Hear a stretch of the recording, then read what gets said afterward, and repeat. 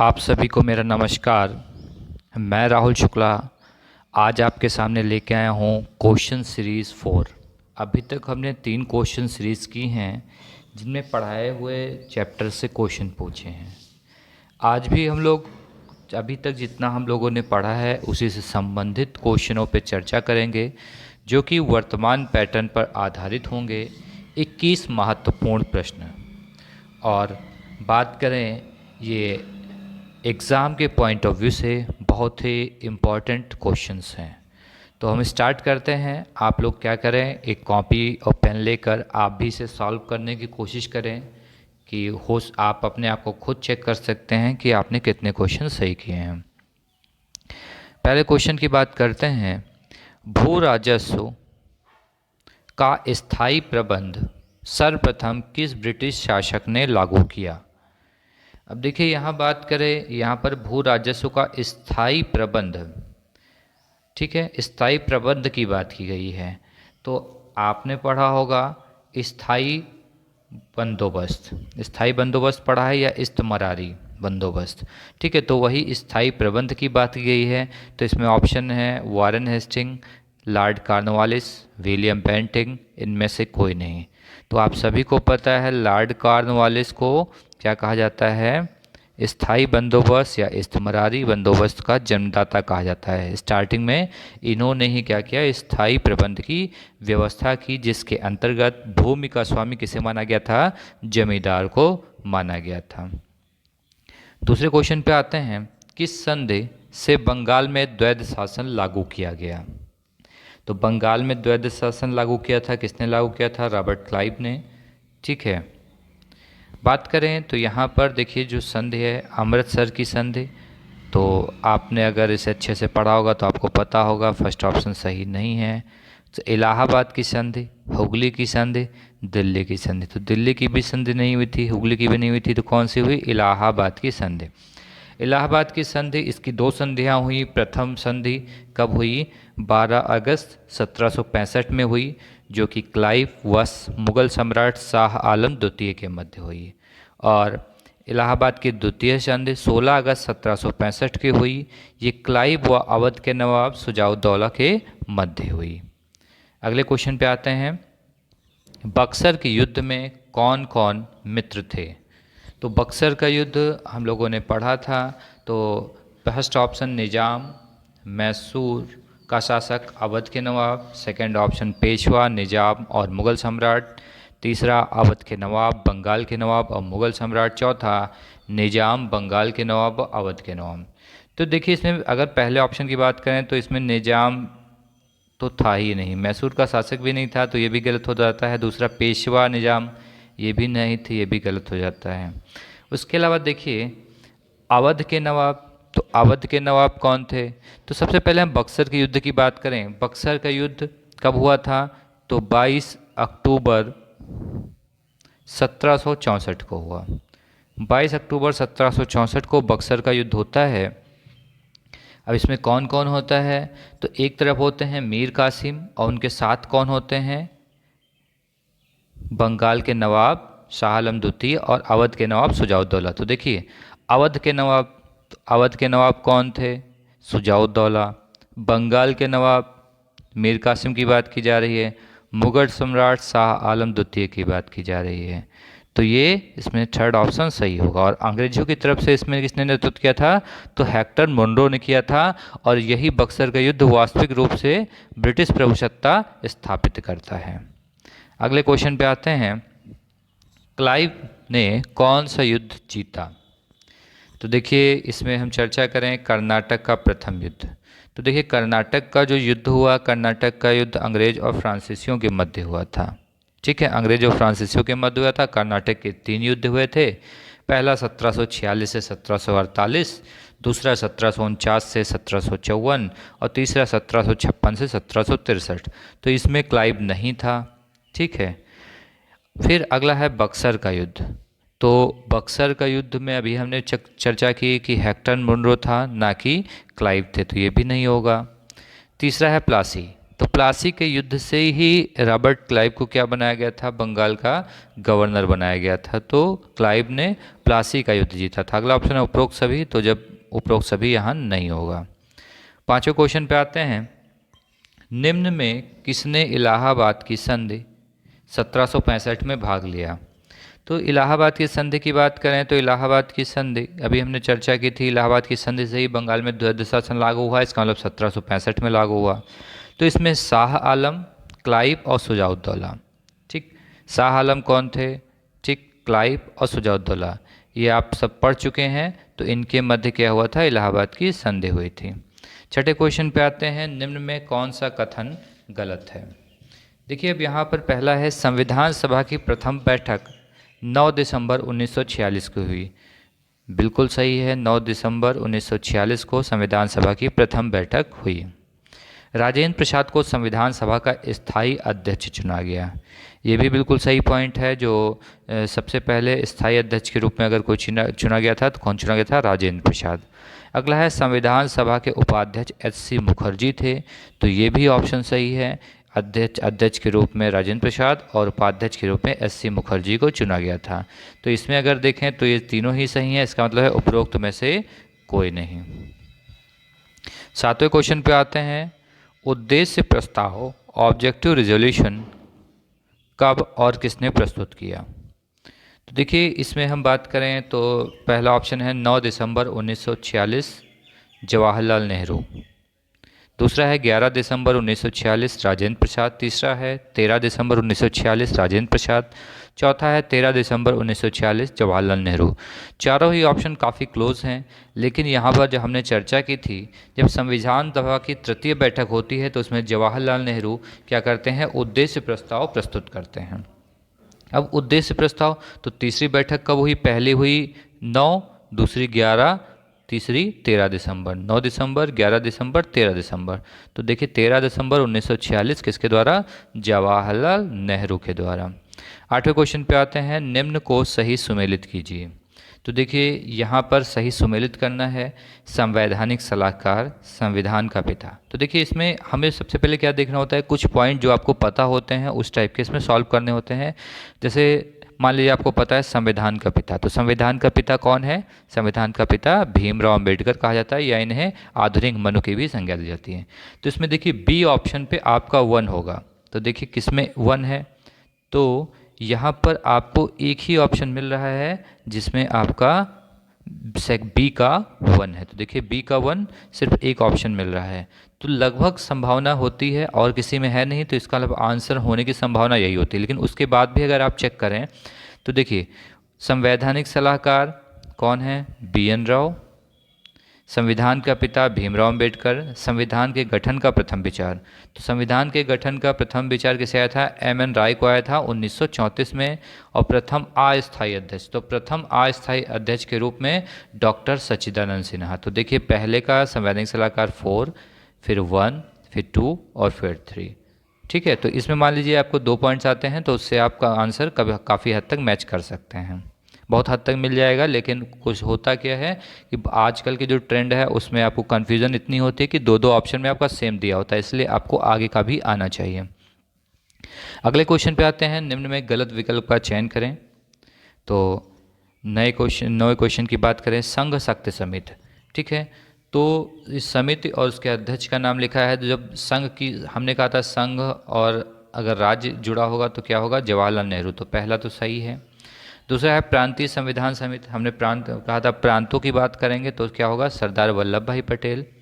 अगला है प्रक्रिया नियम समिति, एच.सी. मुखर्जी, और संचालन समिति डॉक्टर राजेंद्र प्रसाद।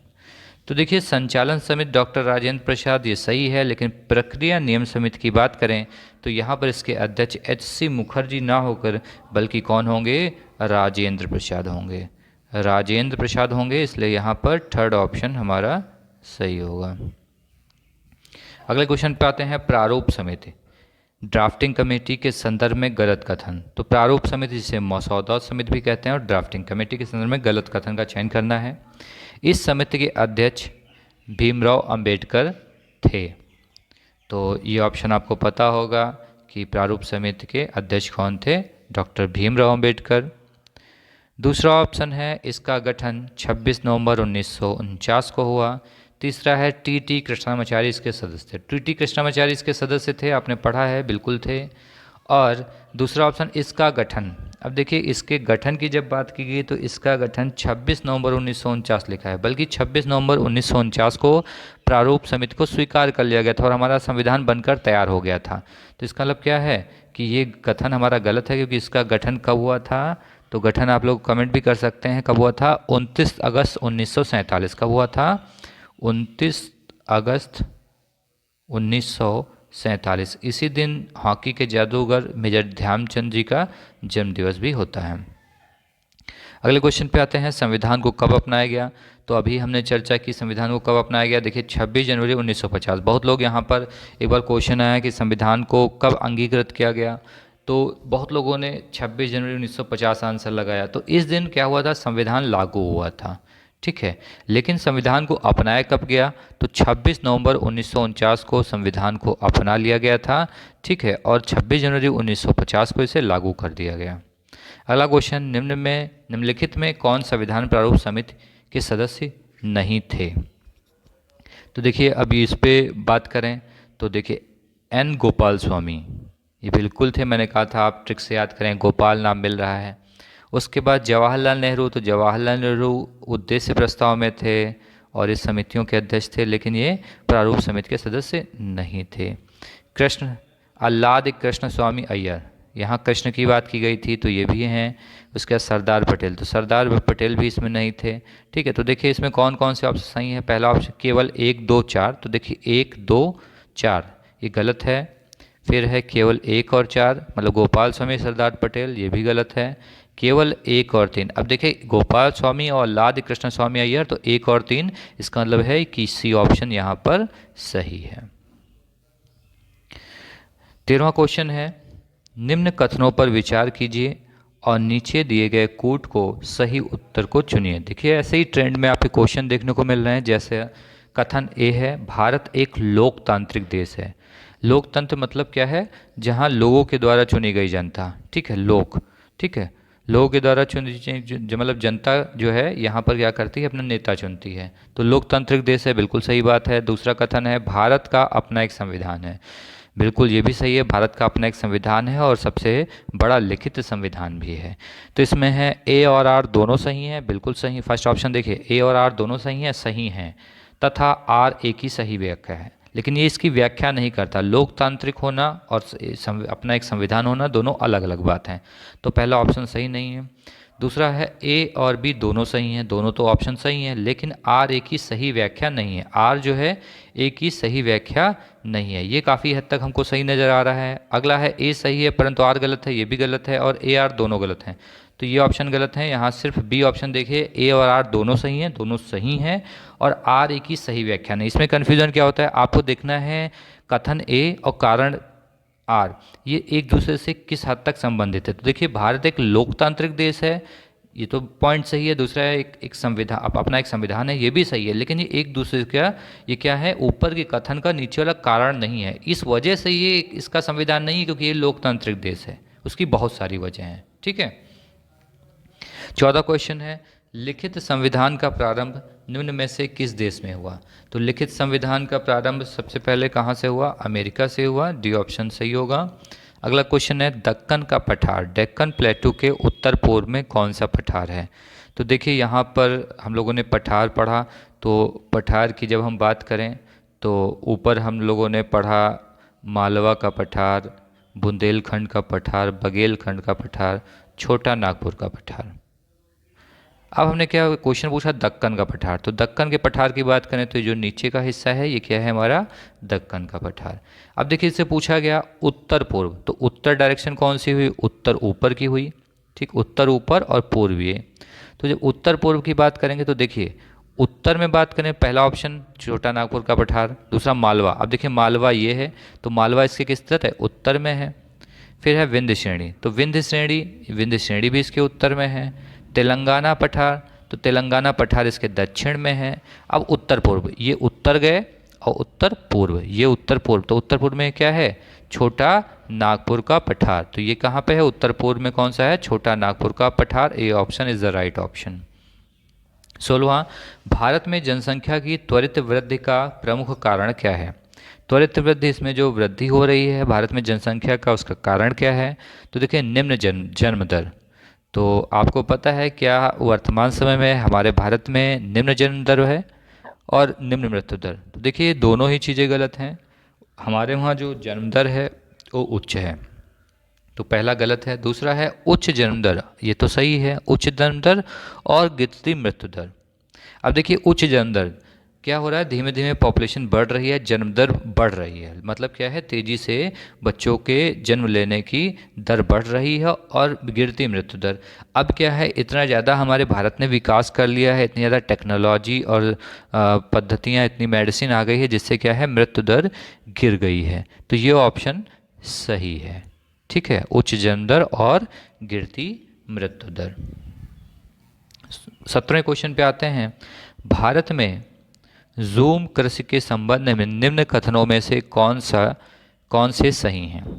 तो देखिए पहला, यह भारत के उत्तर पूर्वी राज्यों में अधिकांश प्रथा में है, बिल्कुल सही बात है, उत्तर पूर्वी के जो राज्य हैं वहाँ पर ज़ूम कृषि की जाती है, ठीक, उत्तर पूर्व के राज्य, ठीक। दूसरा है, इसे कर्तन दहन तकनीक के रूप में उल्लेखित किया जाता है, बिल्कुल सही है, इसे क्या, कर्तन दहन, इसे क्या करते हैं, ज़ूम कृषि के अंदर क्या होता है, यहाँ पर क्या है कि वहाँ पर वनों को जलाकर वो उसको नष्ट करके फिर वहाँ खेती की जाती है। तीसरा है, इसमें मृदा की उर्वरता कुछ वर्षों में समाप्त हो जाती है, ये भी सही ऑप्शन है, ज़ूम कृषि से क्या होती है, मृदा की उर्वरता समाप्त हो जाती है। तो कूट देखिएगा, तो कूट क्या है, 1 और 2, तो 1 और 2, दूसरा है 2 और 3, तीसरा है 1 और 3, और तीसरा है 1 2 3, क्योंकि तीनों ही सही हैं, तो यहाँ पर हमारा कूट में क्या होगा, डी ऑप्शन। 18वें क्वेश्चन की बात करें, भारत के पूर्वी घाटों की सबसे ऊंची चोटी कौन सी है। तो सबसे ऊंची चोटी कौन सी है, महेंद्रगिरी है, इसकी चर्चा हम लोगों ने की थी। 19वां क्वेश्चन, निम्न में भारत के सबसे दक्षिण में स्थित पहाड़ी कौन सी है। अब जब हमने भारत के दक्षिण में स्थित पहाड़ी की हम बात करें, तो जब हम दक्षिण की बात करते हैं, तो जब हमने पढ़ा था यहाँ से पूर्वी घाट आता है, सॉरी पश्चिमी घाट आता है, या पूर्वी घाट आता है, एक दूसरे से कहाँ मिलते हैं, नीलगिरी की पहाड़ी पर। नीलगिरी की पहाड़ी की सबसे ऊंची चोटी कौन सी है, डोडा बेटा है, ठीक। उसके नीचे अगर हम लोग आते हैं तो कौन सी पहाड़ियाँ हैं, अन्नामलाई की पहाड़ियाँ हैं, जिसकी सबसे ऊंची चोटी कौन सी है, अनाईमुड़ी है। उसके बाद अगर हम आते हैं तो कौन सी है, उसके बाद है कार्डिमम है, और उसके बाद कौन सी है, उसके बाद अगर हम बात करें नागरकोयल है। तो इसमें बात की गई है निम्न में। अब इन निम्न में सबसे दक्षिण में, तो देखिए डोडा बेटा ये तो यहीं पर है, फिर अनाईमुड़ी वो सेकंड नंबर पे है, आरावली वो तो यहाँ पे है, उससे मतलब नहीं है, फिर कार्डिमम, तो देखिए यहाँ कार्डिमम ये जो है ये कौन सी है, कार्डिमम, जिसे इलायची की पहाड़ियाँ भी कहते हैं। तो ये क्या है, निम्न में भारत के सबसे दक्षिण में स्थित पहाड़ी कौन सी है, कार्डिमम।